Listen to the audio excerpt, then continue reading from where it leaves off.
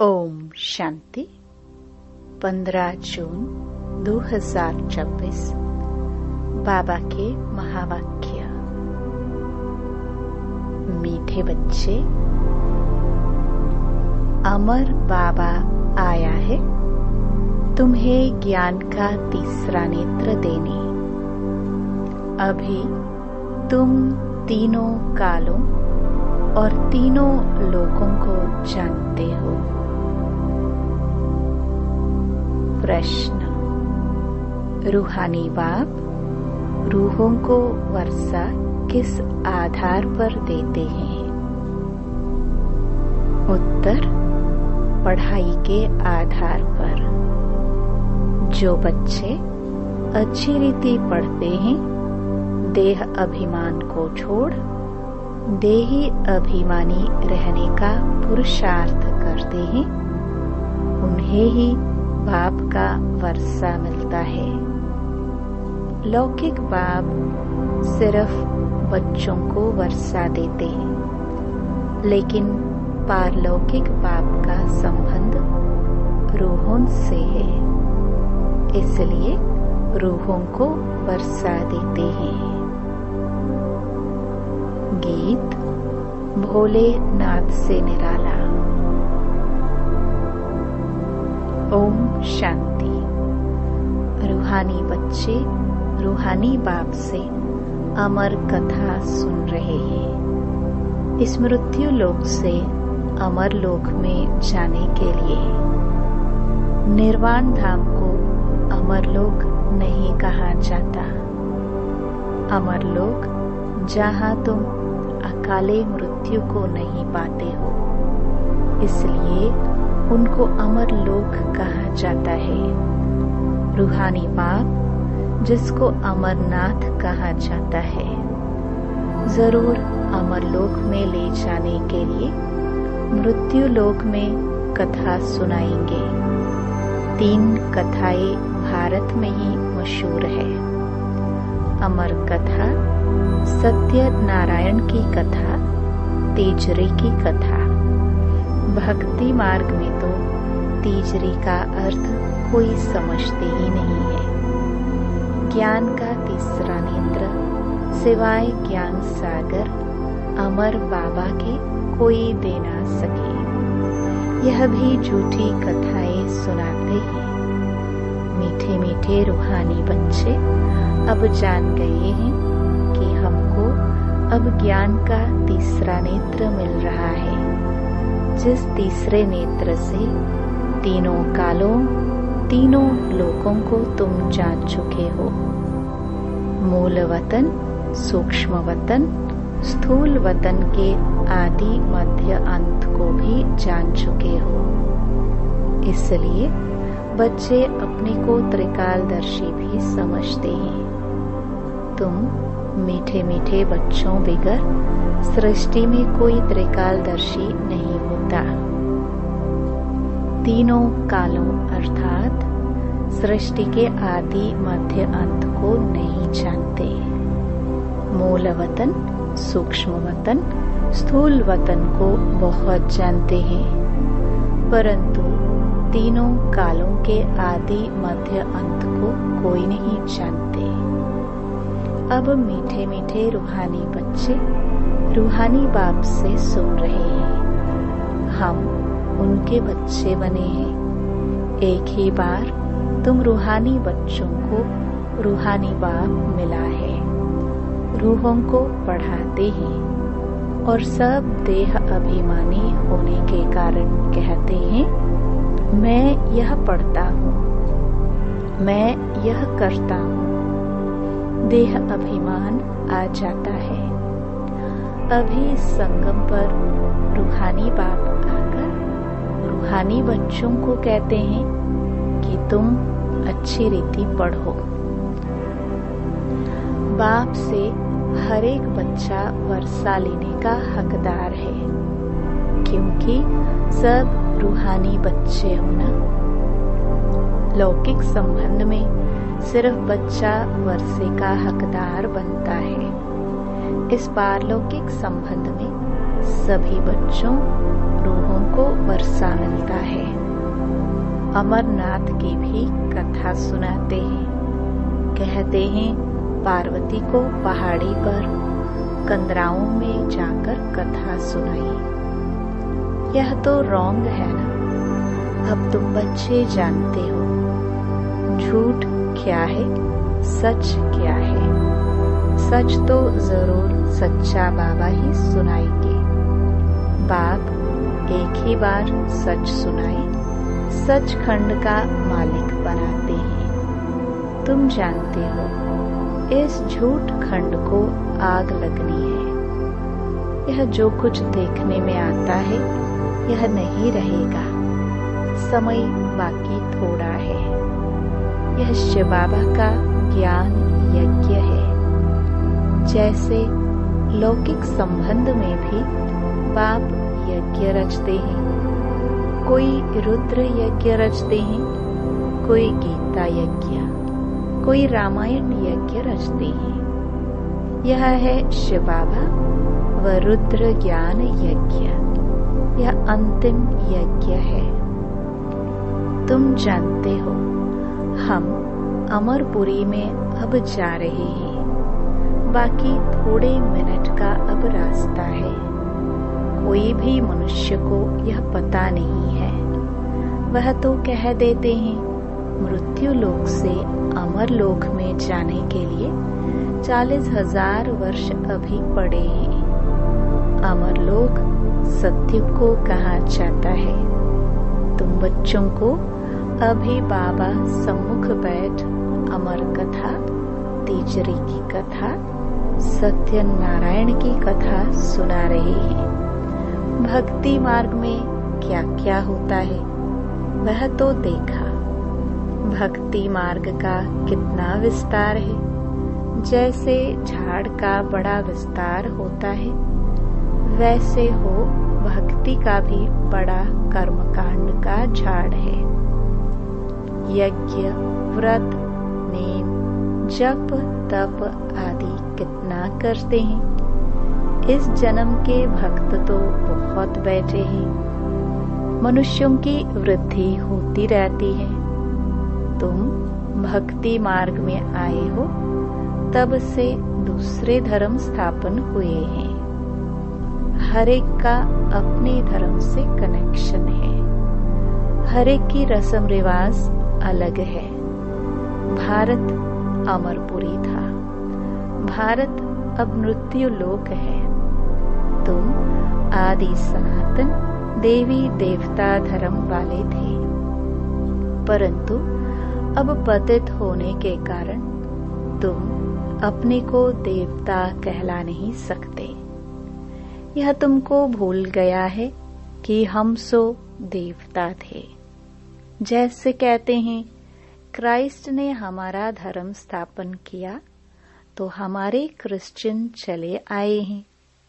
ऐसे नहीं कि यूरोपियन धर्म के हैं। वैसे तुम हिंदुस्तान में रहने वाले अथवा भारत में रहने वाले देवी देवता धर्म के हो, परंतु अपने को देवता कहला नहीं सकते।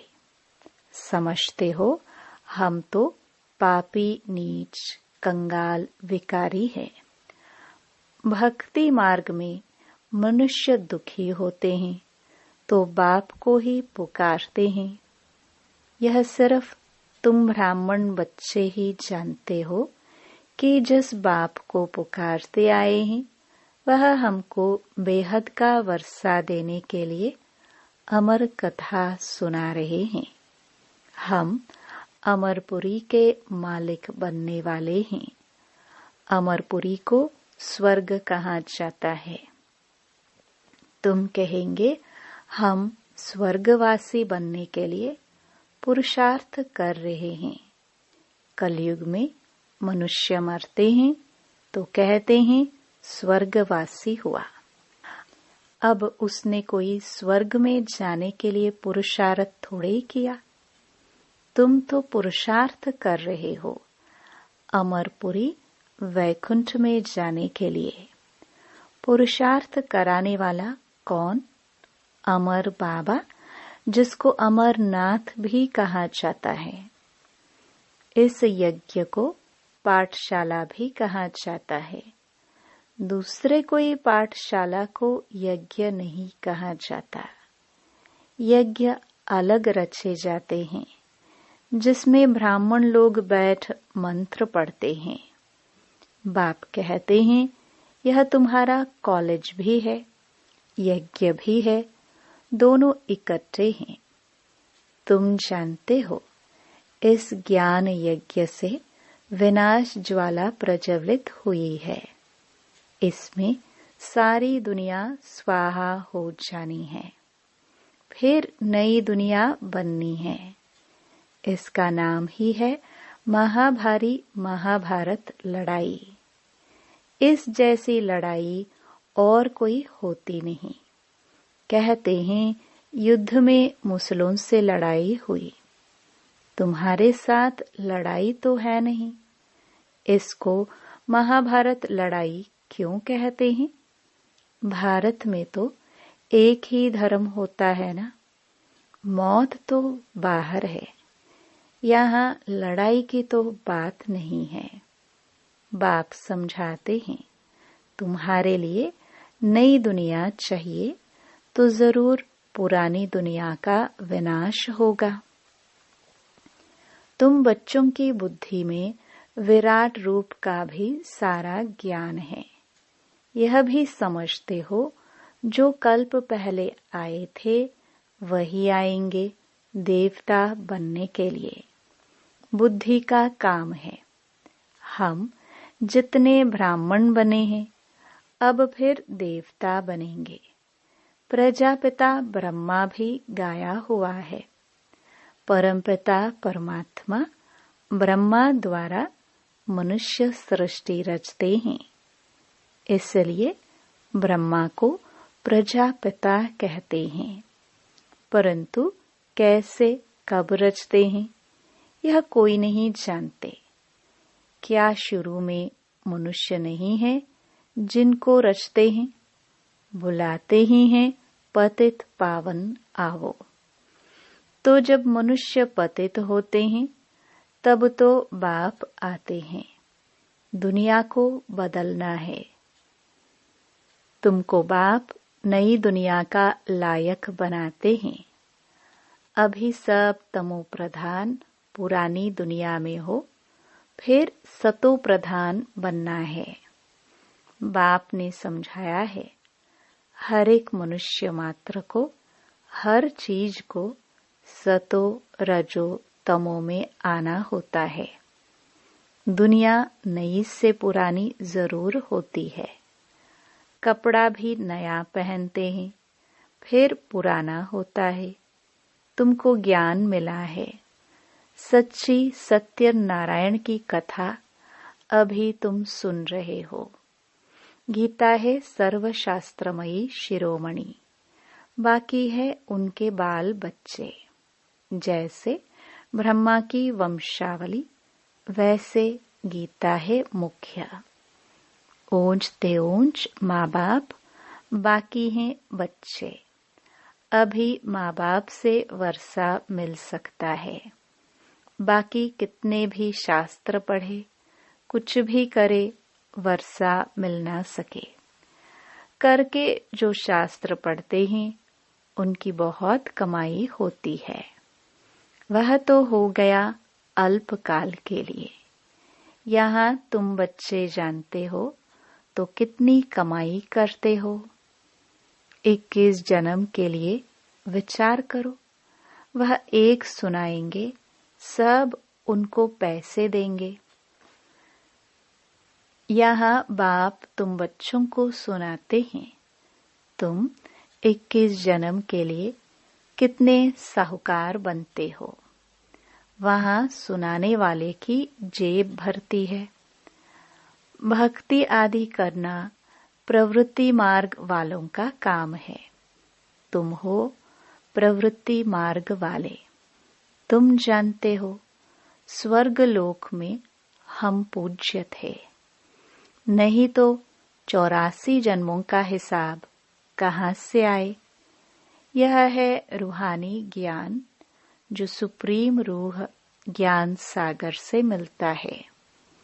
पतित पावन बाप ही सबके सद्गति दाता है। हम बच्चों को अमर कथा सुना रहे हैं। जन्म जन्मांतर झूठी कथा सुनते आए हो। अब सच्ची कथा सुनकर तुम 16 कला संपूर्ण बनते हो। चंद्रमा को 16 कला संपूर्ण कहा जाता है, सूर्य के लिए नहीं कहते हैं। तुम जानते हो हम आत्माएं भविष्य में सर्वगुण संपन्न 16 कला संपूर्ण बनेंगे। फिर आधा कल्प के बाद उन्हों में खाद पड़ जाती है। अभी तुम समझते हो हम फिर से सर्वगुण संपन्न 16 कला संपन्न 100 देवता फिर से बन रहे हैं। हम आत्माएं पहले अपने घर जाएंगे, फिर हम शरीर धारण कर 100 देवता बनेंगे, फिर चंद्रवंशी घराने में आएंगे। 84 जन्मों का हिसाब किताब चाहिए। किस युग में, किस वर्ष में कितने जन्म हुए। बाप ने 84 जन्मों की सच्ची सच्ची कथा अब सुनाई है। तुम बच्चों को कहेंगे तुम भारतवासी 84 जन्म लेते हो। अपने को एक तो ब्राह्मण समझना पड़े। मम्मा बाबा कहते हो ना, वर्षा शिव बाबा से लेते हो। ब्रह्मा बाबा द्वारा ब्रह्मा भी उनका हो गया। ब्रह्मा से वर्षा मिल न सके, यह भी भाई हो गया। यह शरीरधारी है ना। तुम सब बच्चे वर्षा उनसे लेते हो, इन ब्रह्मा से नहीं। जिससे वर्षा नहीं पाना है उनको याद नहीं करना है, एक शिव बाबा को ही याद करना है। उनको ही कहते हैं तुम मात पिता हम बालक तेरे। तुम इनके पास आते हो तो बुद्धि में रहता है हम शिव बाबा के पास जाते हैं। याद शिव बाबा को ही करना है। आत्मा बिंदी है, उसमें 84 जन्मों का पाठ नोंधा हुआ है। आत्मा भ्रकटी के बीच में रहती है, उड़ती भी सेकंड में है।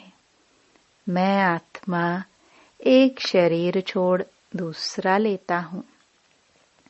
भ्रकटी के बीच जाए विराजमान होता हूँ। बुद्धि में समझ है हमारी आत्मा ऐसी है।